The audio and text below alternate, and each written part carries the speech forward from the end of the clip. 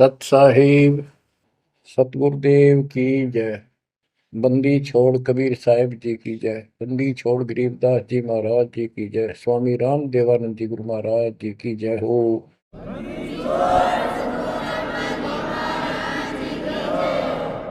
सर्व संतों की जय, सर्व भक्तों की जय, धर्मी पुरुषों की जय। श्री काशी धाम की जय, श्री सुडानी धाम की जय, श्री क्रोथा धाम की जय, श्री बरवाड़ा धाम की जय। सत साहिब। कबीर दंडवतम गोविंद गुरु बंधु विजन सोए। पहले बहे प्रणाम तिन नमो जो आगयो। सतगुरु पूर्ण ब्रह्म है, सतगुरु आप अलेख। सतगुरु रमता राम है, या ममीन नामेखो।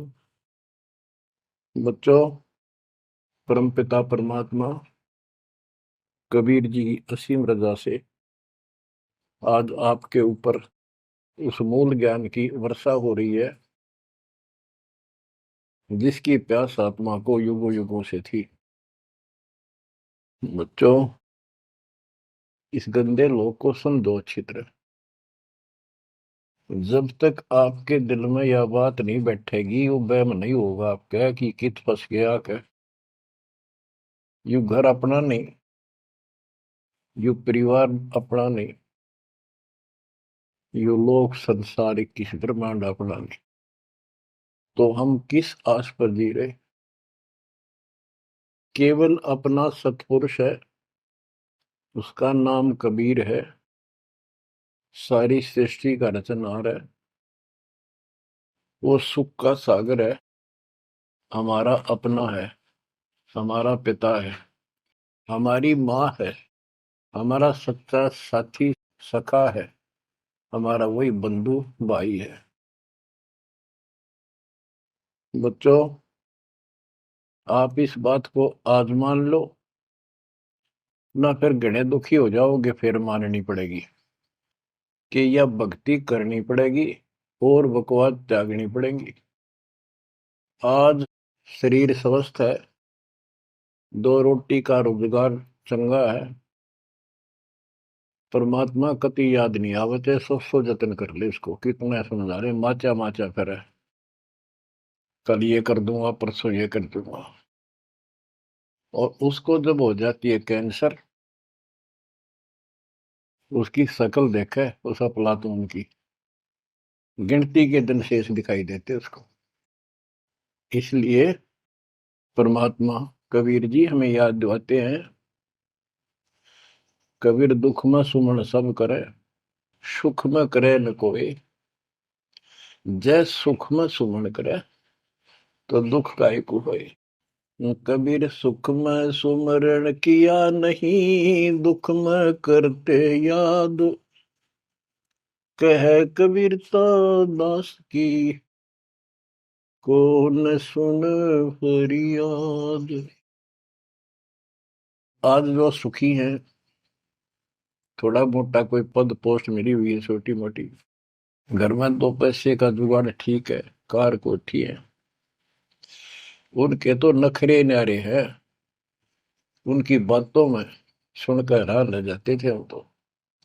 जब हमको ज्ञान नहीं था, हम भी ऐसे निकम्मे थे। इस अध्यात्म ज्ञान ने तोड़ दिया इस मन की बकवाद, इस अहंकार को फोड़ दिया कति। और ये सतगुरु बिना बात बना नहीं। सतगुरु ऐसा ज्ञान सुनाता है कि आत्मा एकदम सतर्क हो जाती है और परमात्मा की तरफ बढ़ती है। एक नित्यानंद नाम के ब्राह्मण थे, नंदलाल नाम था उनका। वैसे नारनौल के नवाब के यहाँ वो तहसीलदार की पोस्ट पर थे, आज से 300 वर्ष पहले। उसके माता पिता की डेथ हो गई थी। नाना नानी ने उनको पाला, जवान किया, वहां नौकरी लगवा दी। उनके नाना जी उस दरबार में पहले से ही नौकरी करते थे। एक तो जाति ब्राह्मण, ऊपर से पोस्ट तहसीलदार। उस समय तहसीलदार, उस समय तो पटवारी भारी होता था। उनको फिर ज्ञान समझ में आया। एक विष्णु जी के उपासक वैष्णव परंपरा के संत गुमानी दास नारनौल शहर में किसी भगत के अपने सेवक के यहाँ सत्संग करने आए। उनके साथ में ही नंदलाल तहसीलदार का मकान था। रात के समय सुहाना मौसम था, चांदनी रात थी, ना गर्मी थी ना सर्दी थी। छत पर बैठ गया, घूम रहा था, इतने में आवाज आई सत्संग की। और जो संत बोल रहा था एक एक बात, रात के समय साइलेंट होता है सब कुछ, सारी सुनने लगी उसको। तो नंदलाल तहसीलदार जी को भगवान की तड़प बनी, क्योंकि उसको चोट बहुत लग चुकी थी। बचपन से माता पिता की डेथ हो गई, अनाथ हो गया था। तो ऐसे दुख से गुजरे हुए व्यक्ति को शीघ्र समझ में आ जाती है ये बातें। उसको तड़प बनी, ये संसार कुछ नहीं। आपको सत्संग के कुछ अंश सुनाता हूं पहले। ये संत जो है वाणी तो कबीर साहब की गाते हैं और मार्ग काल का बताते हैं।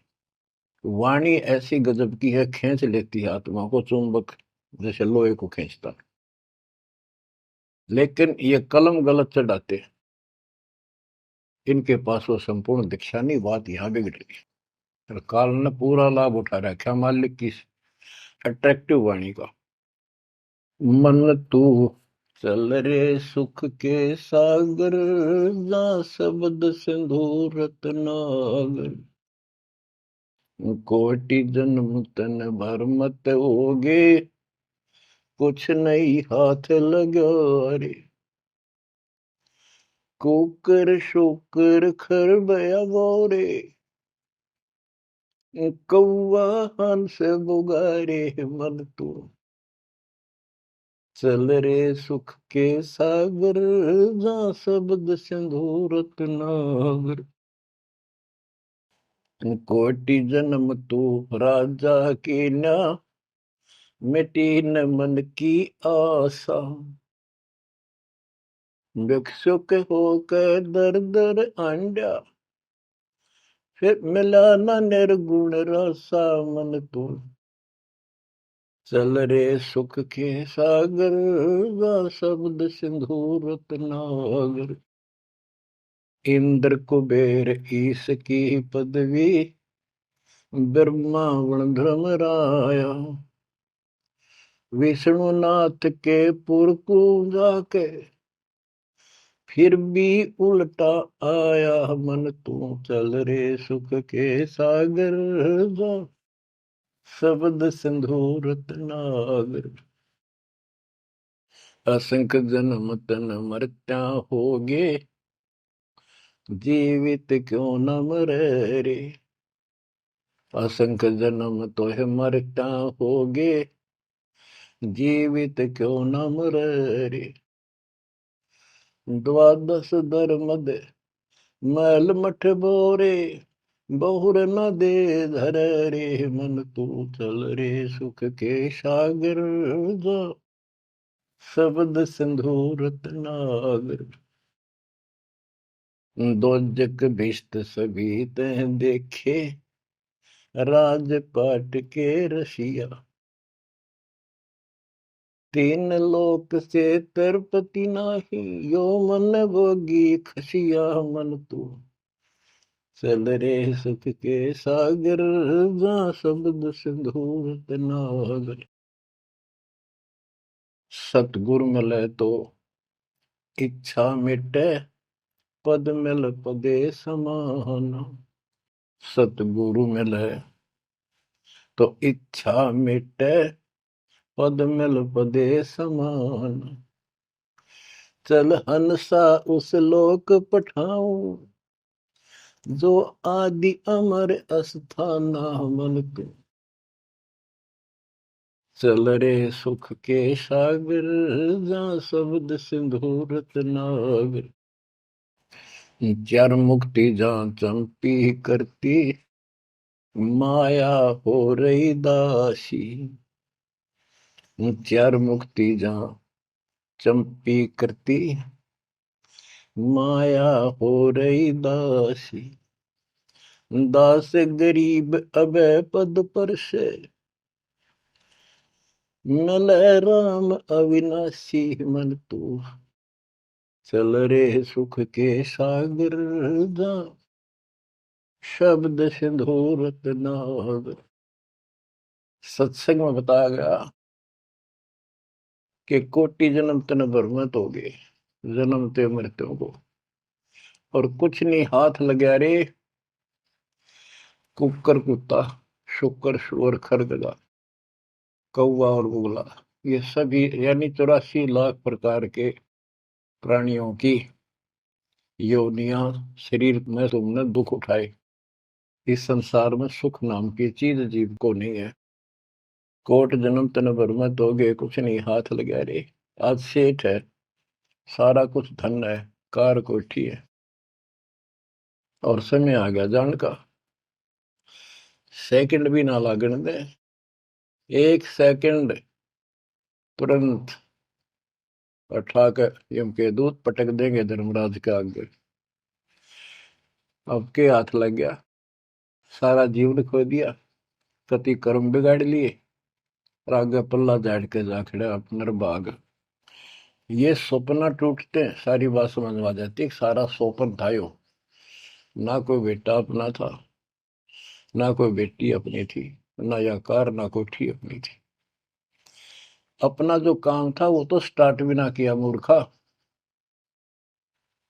बच्चों वहां बहुत बार रो लिया हम जाकर, जब भी मनुष्य जीवन मिला हम वायदा करके आते थे भगवान से, हे परमात्मा इब का दया कर दो, मनुष्य जीवन की कभी गलती नहीं करूंगा, करेंगे करूंगी, भक्ति करेंगे, मालिक को याद रखेंगे, रोटी के लिए काम भी करेंगे, तेरी भूल नहीं होगी दाता, कति कसम खाते, वचन भर के कान पकड़ के नाक रगड़ के आते वहां से प्राणी। और यहाँ आते ये काल इनको ऐसा अचेत कर देता है, नए सिरे से सिखाना पड़ता, ये बेटा या ताता यू काका ताऊ तेरा ताई मौसरी, ये गिलास, ये चमचा, या थाली, ये गिलास, ये कटोरा, ये शुरू तो पढ़ानी पड़ती है, कति सारा बुला देता है, इतना जुल्म कर रखा हमारे साथ। इस अज्ञान को आके सतगुरु कबीर भगवान सतगुरु रूप में आते हैं, वो इस अंधेरे को अपने वचनों के माध्यम से हटाते हैं। अब बच्चों, मन ने की कर ले 2 दिन का मेहमान, मन ने की कर ले। परमात्मा हमारे सामने खड़े होकर रोया करते हमने, किसी तरह तो समझ लो तुम। ये शब्द इसलिए सुनाया करते कि इस आवाज, प्यारी आवाज दाता की, खींच ले पशु पक्षियों को भी, और इस वाणी में कसक। तो बच्चों, परमात्मा कहीं भी खड़े हो जाते थे किसी गांव नगर में जाके, और उनको वाणी सुनाते थे, क्योंकि हम कान का विषय भी हमारे अंदर है, विकार। तो मीठी वाणी सुनकर तकरीबन लोग इधर उधर से खिसक के आस पास बैठ जाते आकर, जैसे कोई जाकर कोई तुगली बनाने लग जाए ऐसे डुगडुगी, वहां भी लोग इकट्ठे हो जाते हैं। फिर परमात्मा उनको समझाते थे, इस काल के जाल में फंसे इस नकली सुख को सुख मानकर अंधे हुए बैठे प्राणियों को कहां से संघर्ष करने लगते हैं, क्योंकि ये अपने पिता है और ये रह नहीं सकते हमारे को राह बताए बिना। तो क्या सुनाते थे, कहां से आया कहां जाएगा, तन छूटे तब कहां समाएगा, कहां से आया कहां जाएगा, तन छूटे तब कहां समाएगा, आखिर तुझको कौन कहेगा, गुरु बिन आत्म ज्ञान, मन ने की कर ले 2 दिन का मेहमान। बच्चों, परमात्मा याद दिला रहे हैं कि तुम्हें सतगुरु के बिना, गुरु के बिना ये आत्म ज्ञान कौन कराएगा। आत्मज्ञान क्या है? तू कौन है? कहां से तू आया? किस लिए जन्म और मर रहे हो? इसका समाधान क्या है? ये है आत्मज्ञान। आत्मज्ञान तो सारे गुरु बताते हैं, नकली सकली सब। भाई भक्ति नहीं करोगे, पशु पक्षी बन जाओगे, मनुष्य जीवन बड़ी मुश्किल से मिलता है। ये सारा कुछ परमात्मा का बताया ज्ञान बताकर आखिर में काल के खुट्टे बांध देते हैं। ये उपासना करो, दो शास्त्र विरुद्ध है। बात यहां बिगड़ी पड़ी थी। तो बच्चों, फिर कहते ये तो आत्मज्ञान होगा। कबीर सतगुरु बताता आत्मज्ञान, तुम सतलोक में रहते थे, वहां किसी चीज का कष्ट नहीं था, कोई दुख नहीं, कोई रोग नहीं, कोई शोक नहीं, कोई जन्म नहीं, कोई मृत्यु नहीं, सदा सुखी। यही सृष्टि ऐसी जो कि एज इट इज है। ऐसे गांव बसे हैं, ऐसे बाजार लगे हैं, बाग बगीचे कदम कदम पर सुंदर तरीके से लगे हुए एक पंक्ति के अंदर, गजब के। और उसको छोड़ के तुम इस काल के जाल में फंस गए। अब ये तुम्हें मूर्ख बनाए बैठा है, उस घर की कति खबर मिटा दी, नाम और निशान खत्म कर दिया। आत्मज्ञान ये है, तुम या कष्ट उठा रहे हो जन्म मृत्यु के, इसका समाधान है पूरा सतगुरु हो, उसे दीक्षा लो, फिर डट कर भक्ति करो, मर्यादा का पालन करो। ये तो है आत्मज्ञान। परमात्म ज्ञान क्या है? परमात्मा कौन है? ये श्री कृष्ण जी को भगवान बताओ, विष्णु और शंकर को भगवान बताओ। इनका परमात्म ज्ञान खाक है। परमात्म ज्ञान है नहीं, आत्मज्ञान ने के चटांगे फिर। गरीबदास जी कहते, कूप की छाया कूप के माई, ऐसा आत्मज्ञाना, या से परे परम पद वहां का भेद न जाना। आत्मज्ञान तो ऐसा है जैसे कुएं की छा कुएं तक है, बाहर उसका कोई यूज नहीं। इसका मतलब है कि जिस ज्ञान पर ये आत्मज्ञान बताते हैं, परमात्म ज्ञान है नहीं, वो तो इस काल के कुएं में अंदर ही गिरे रहेंगे, यही कष्ट उठाएंगे। ये साधना गलत बताते हैं, उनकी पोल खोल रखी है वैद्य के अंग में, जैसे काला पुष्मा।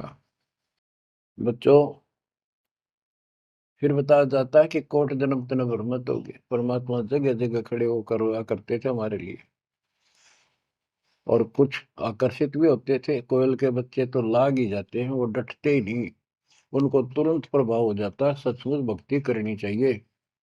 इस प्रकार मान लेके 64 लाख से हो गए थे 700 साल पहले। इस ज्ञान को तो सिर्फ इतना सुनते थे कि सचमुच जो कह रहे हैं बात सच्ची है, मर जावांगे। ये वाणी ऐसी है, सीधी फोड़ देती है आत्मा के मैल को। फिर सुख होने शुरू हो जाते थे दाता का नाम लेते ही, इसलिए चिपकते चले गए। दाता भी चाहते थे, परमात्मा भी, कि इनका अपनी कलम चढ़ा दूं एक बार बस,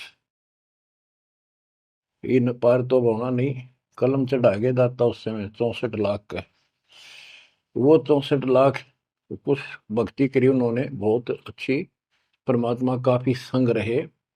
फिर जब देखा कि अब इनको ज्ञान नहीं है, और ज्ञान बिना मुक्ति हो नहीं सकती, जब तक पूरा ज्ञान नहीं होगा ये डट नहीं सकते, दो काम हो जाते हैं, तीसरा नहीं होता है, तो फिर वो झाड़े लुआन चले जाते हैं। ये स्थिति होगी थी वहां। तो एक झटका दिया था, परीक्षा ली थी, सारे विमुख हो गए। जब परमात्मा ने हाथी पर बैठकर गंगा जल बोतल में भरकर, जैसे शराबी शराब पिया कर, एक वैश्या, प्रसिद्ध वैश्या जो परमात्मा की शिष्या हो चुकी थी और अपने धर्म कर्म को ठीक कर रही थी, लेकिन उस समय भी उसको वैश्या की फीत ही थी समाज की दृष्टि से। उस लड़की को हाथी पे बैठा के उसके कंधे पर हाथ धर कर भगवान, और वो पानी गंगा जल पी रहे थे, उस हाथी को बाजार के बीचों बीच घुमा दिया। जो भी देखा वो एक, देख लो भाई दुल्हा बड़ी बड़ी बात बनाया करता कबीर, शराब पीवे और वैश्या को साथ लेकर घूम रहा है। उनके शिष्यों को लाओ, बुला बुला के देखो, हम तो पहले कहा करते पाखंडी आदमी है, अपनी आंखों देख लो, सरिया में वैसा वृत्ति करता घूम रहा, शराबी कबाबी है ये। जो भी देखे वही कहते, मैं तो कभी कभी जाया करता, मन तो जाना ही छोड़ रखा है वह। मैं तो उसके साथ चला गया था एक बार। ऐसे 64 लाख भगवान शिव मुख हो गए, सतगुरु भी चाहते थे ये बोझ सिर तो पड़े, अब ये समझ नहीं पा रहे। गरीब बड़ुआ बड़ुआ सबक है, कोई न जाने खोजे, दास गरीब कबीर करम, बाटत सिर का बोझ। कि उस लीला को कोई नहीं समझ रहा था, वो तो अपने सर का बोझ, ये पूरी आस्था थी नहीं उन शिष्यों की, इसलिए इनको पट कर रहे हैं, ठाक सर पर अपना बोझ हल्का कर रहे हैं। बच्चों, गुरुद्रोही नहीं बने तुम, उस समय सतगुरु विमुख हो गए। तो कबीर साहब कहते हैं, सतगुर विमुखा युग युग रोवे, मानुष जन्म पाके खो। सतगुर संगत छोड़ के लाख वर्ष जबकीन, इंद्री कर्मला मोक्ष हो रह काल के आदि। इसके लिए बहुत से प्रमाण आपको दिए गए हैं। जैसे राबिया सतगुर विमुख हुई थी, गुरुद्रोही नहीं हुई थी वो। 4 साल दाता ने कितनी मेहनत करके उस बेटी के लिए, फातिमा के लिए, उनकी भेड़ बकरियां के बीच में बैठ के उस बदबू में उस प्यारी आत्मा जो दलदल में फंसी पड़ी थी, राबिया को ज्ञान सुनाया, बेटी अल्लाह खुदा की भक्ति करनी चाहिए, ये जीवन थोड़ा ही है, इसमें कभी भी मृत्यु हो जाएगी, फिर पता नहीं कहाँ जन्म होगा। कई दिन लगातार ये बात करते करते लड़की कहती थी कि महाराज, हम इबादत करते हैं, नमाज करते हैं, सारा कुछ करते हैं। उसका सारा अंधेरा हटाया, लड़की का समझ में आ गई, सृष्टि रचना बताई। 4 साल भक्ति करी, और कोई साथी था नहीं, दूसरा भक्त भाई बहन इस मार्ग के बताने वाला। समाज के प्रभाव से परमात्मा वाली सत साधना छोड़ दी, क्योंकि सत्संग ना सुनने से इस तरह मैल आवेगा, ये भूल जरूर पड़ जाती है, क्योंकि गलत बताने वाले तो सारा समाज, सारा वही साधना सब कर रहे थे, तो वही अपनी साधना करने लगे।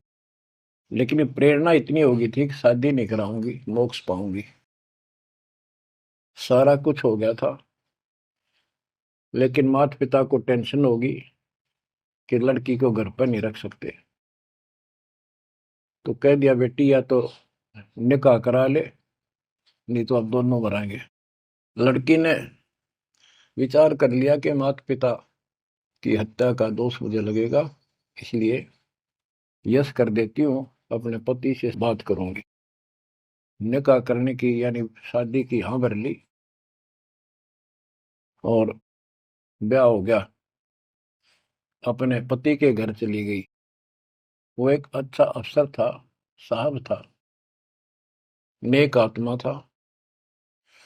राबिया ने स्पष्ट कर दिया, बात सुनो मेरी, मैं भक्ति करना चाहती हूँ और मैं संतान उत्पत्ति नहीं करूंगी, अगर आपने जोर जबरदस्ती कर दी तो मैं फांसी खा के मरूंगी, ये फाइनल सुन लो। उसके पति ने कहा कि एक बात बता राबिया, जब निकाह हुआ आपने स्वयं कबूल किया था, मैं निकाह कबूल करती हूँ। मुसलमानों के अंदर एक विशेष बात है कि लड़का लड़की चाहेंगे तो ब्याह होगा, ना हुआ नहीं, तो तेने उस समय कबूल क्यों किया था? राबिया बोली, मेरी मजबूरी थी, समाज का दबाव था मेरे माता पिता पर, मेरे माता पिता ने शर्त रख दिया तो शादी करा ले, नियम दोनों मरेंगे, तो इसलिए मैंने शादी कर ली। ये आप पर फैसला है, वहां तक 2 मरे थे भी, आ एक मरेगी, मैं भक्ति करूंगी, ये मेरा फाइनल फैसला है। तो समझदार था मुसलमान, कई कई शादी कर लेते हैं, उसको इसकी कोई समस्या नहीं थी, परमात्मा की दया से गुजारा भी खूब था। वो बोला, राबिया बात सुन ले, जैसा समाज का दबाव तेरे ऊपर था, तेरे माता पिता पर, ऐसा समाज मेरा भी है, और यहाँ मुझे भी जवाब देना भारी हो जाएगा अगर तू इधर उधर जाओगी। तो जाइए भक्ति के लिए, इसलिए घर में रहेगी, मेरी तरफ से मेरी बहन होगी, संसार की दृष्टि में मेरी पत्नी बनकर रहना होगा। राबिया ने कबूल कर लिया, यस कर दी। उसने अपने और विवाह करा लिया। जब वो होगी 50 साल के ऊपर, हज करने चली, उसके पति ने कहा आपके लिए मैं गाड़ी घोड़ा ऊंट तैयार करवा देता हूँ, अरे जाओ, बहुत खुशी की बात है, मुझे भी पुण्य मिलेगा आपके सहयोग में। वो कहने लगी मैं पैदल जाऊंगी। यानी भावना अलग होती है भगत की, या धार्मिकता रंगी हुई होती है पिछले जन्मों की।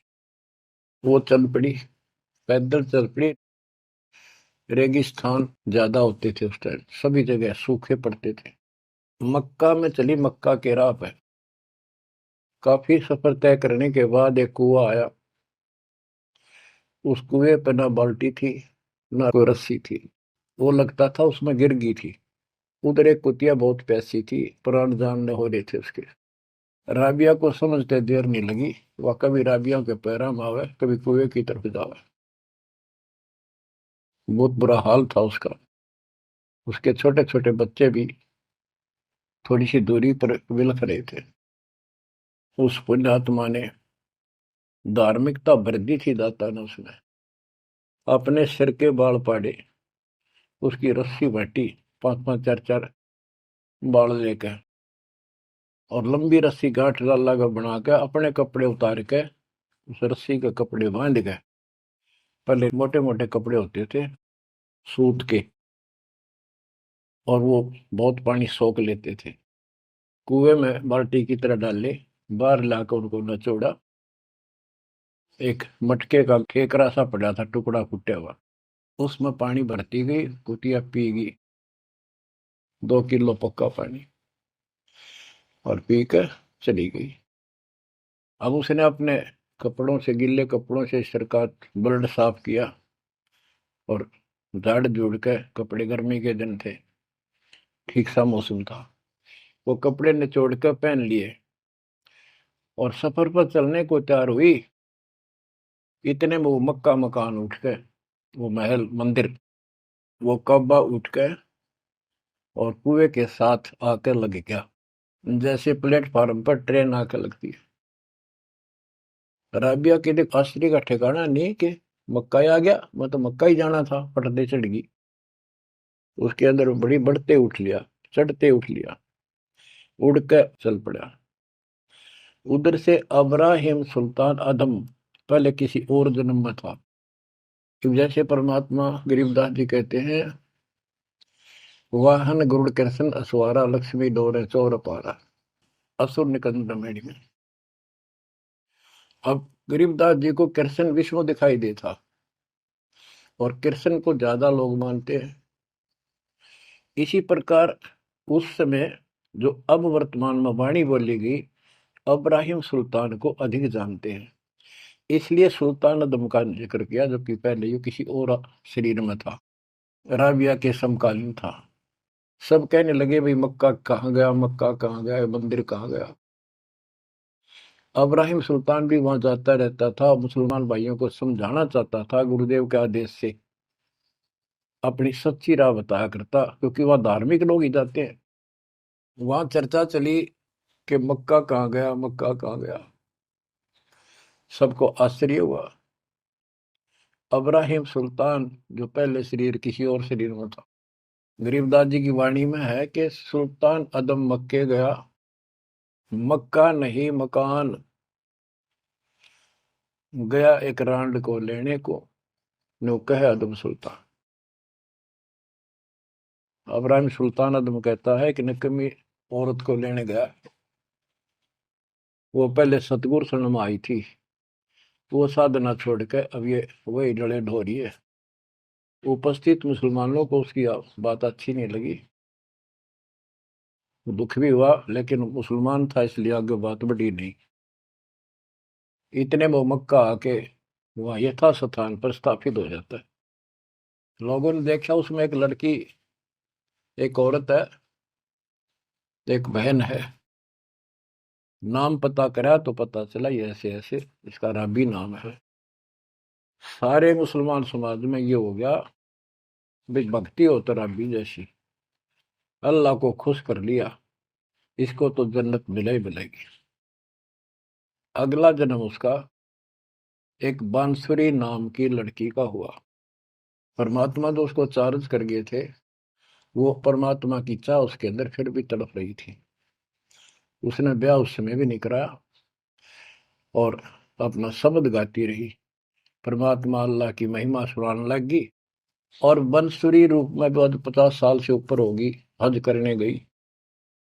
तो उसको ये ज्ञान हो गया था कि वो परमात्मा की धार्मिक बातें डेली गाती और सुनती थी कि जो मक्का में मरता है उसको सीधी जन्नत मिलती है, स्वर्ग, बहिश्त। तो उसने सोचा ये शरीर तो एक दिन जाएगा, और कहते हैं मक्का में मृत्यु होगी तो जन्नत मिलेगी, जन्नत के लिए सब कुछ किया जा रहा है। उसने वही गर्दन काट दी अपने हाथ से तलवार मार के। सब कहने हो गया भाई, बांसुरी तो गई स्वर्ग में। बांसुरी ने कुर्बानी दे दी और जन्नत में गई। अगला जन्म उस फातिमा का कर्महीन का, वैश्या का बना।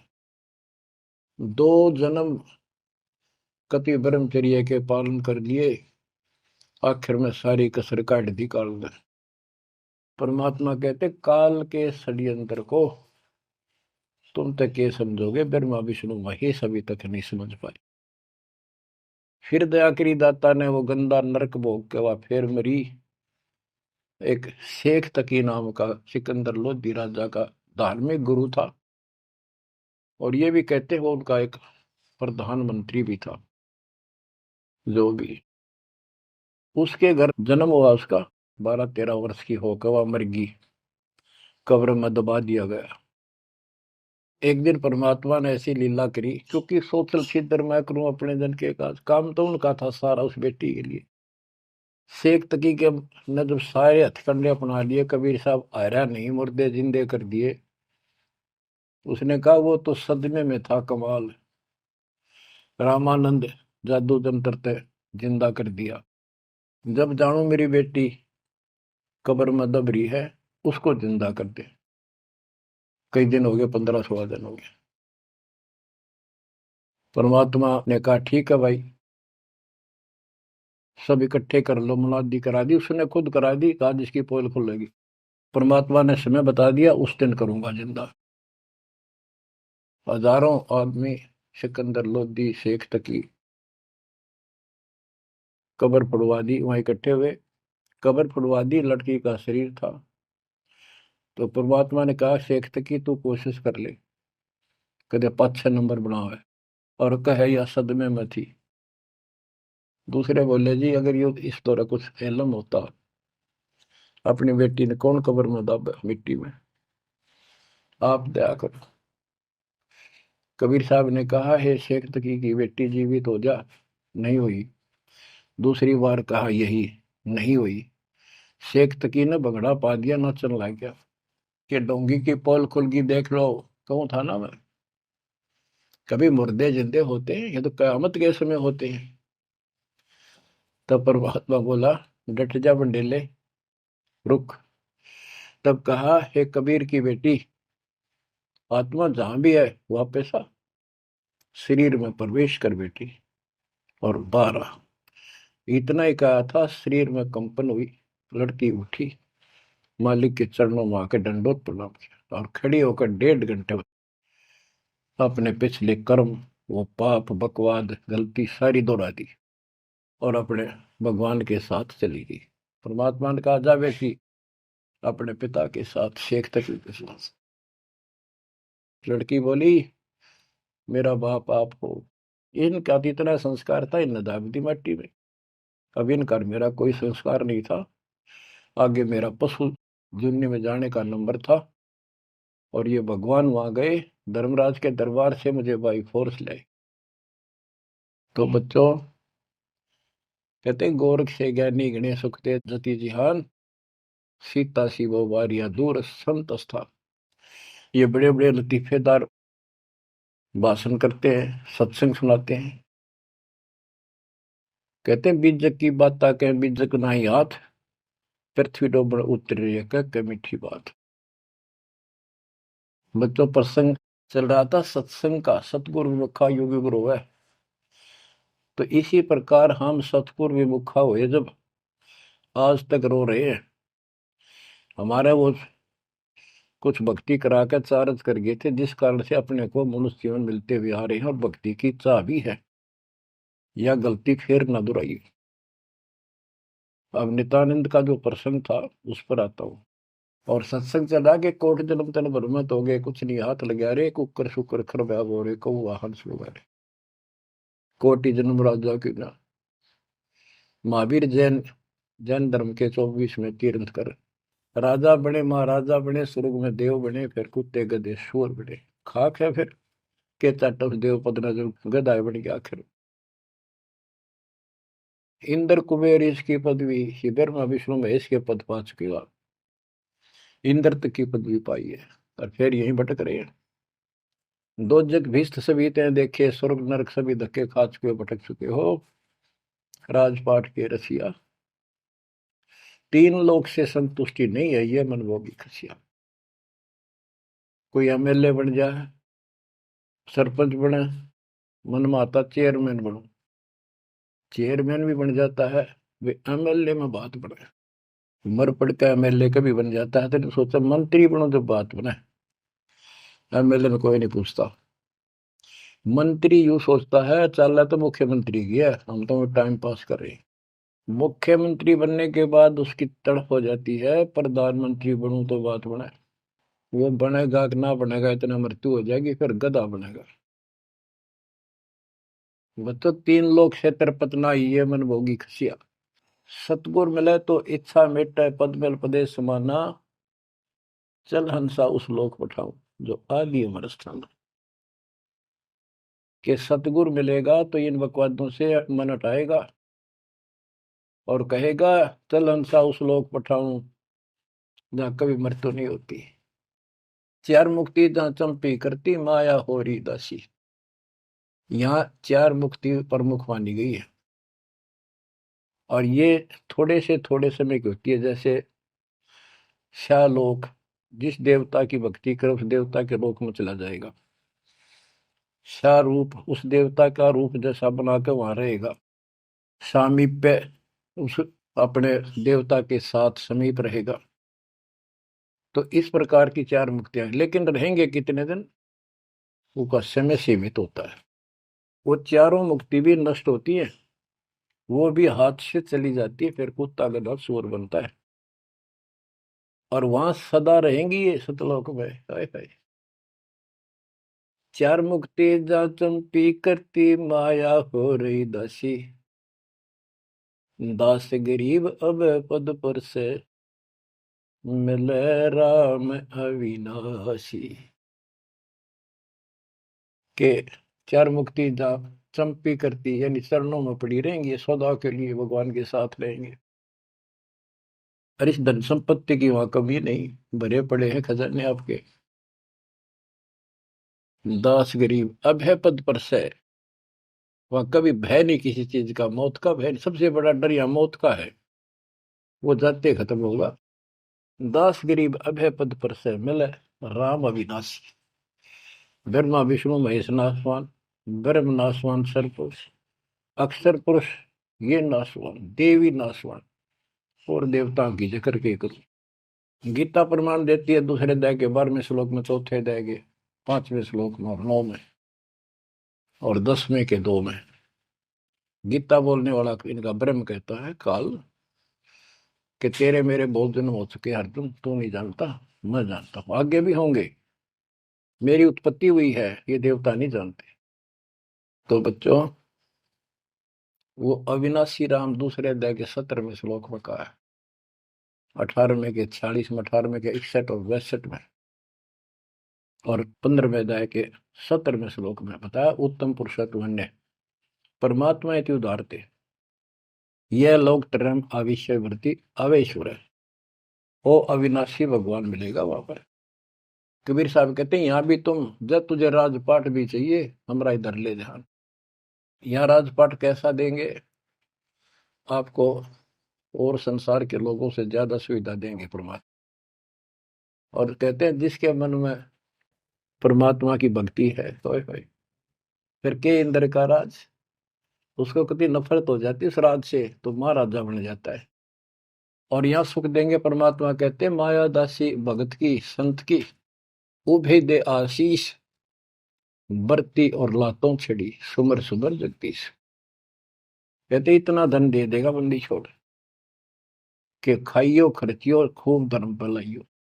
माया दासी संत की उभय दे आशीष, दोनों तरफ से आशीर्वाद देगी, खाओ खर्चो और दान करो।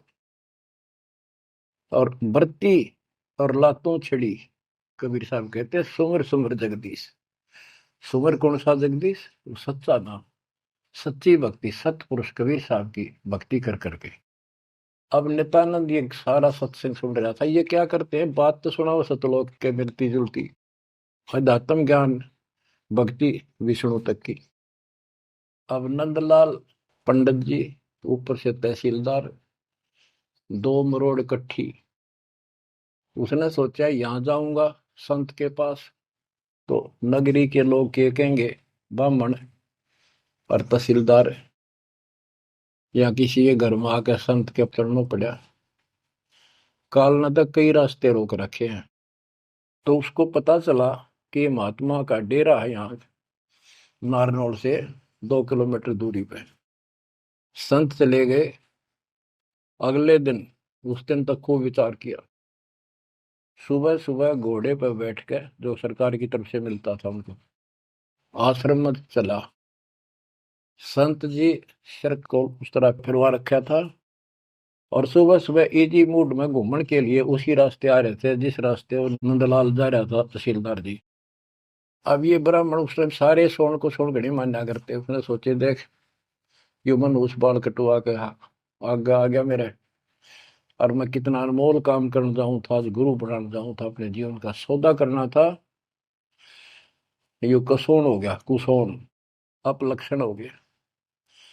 तो उसने अपने मन में सोच लिया इसके टोले मार दे दो शर्मा उंगली, यू कसोन मिट जाएगा। हम भी पहले क्या करते ना, बच्चे थे जब, के झूठ बोला पाप लगेगा, न बोला उंगली पर उंगली धर कर बोली थी वो ना लगा पाप। ये अपनी बनावटी बातें थी, उंगली पर उंगली चढ़ा ली थी इसलिए पाप ना लग गया करे। तो उसने इस दृष्टिकोण से उस महात्मा का शर्म ने उल्टी उंगली के टोले मारे 3-4 और बोला रनर भाग मनहूस तनाजा मेरा गाना था, आज मैं गुरु बनाने जा रहा था, अपना जीवन का सौदा करूंगा। अब वो संत जी हैरान रह गया, पढ़ा लिखा दिखे, घोड़े पर सवार कोई अफसर होगा और ऐसा व्यवहार कर दिया। अच्छा उस्ताद, संतों के साथ ऐसे व्यवहार करनी बहुत मिला करें, ज्यादा माइंड नहीं करते हो। चला गया। आश्रम में पहुंचा तो घोड़ा पे उतर कर एक वृक्ष पे बांध दिया। तो भगत वहां उपस्थित थे, वो आए, भाई बड़ा अफसर आ रहा है कोई। प्रणाम किया। उन्होंने पूछा संत जी कहाँ पर है, मैंने दीक्षा लेनी है। वो बोले जाओ बैठो, अंदर से बैठा दिया, जहाँ आसन लग रहा था उसका आगे बोरी सी बिछा रखी थी कि बैठ जाओ, स्नान करके ही पाओगे, घूमन फिरन जा रहे हैं, सैर करके नहा कर ही आ जाए।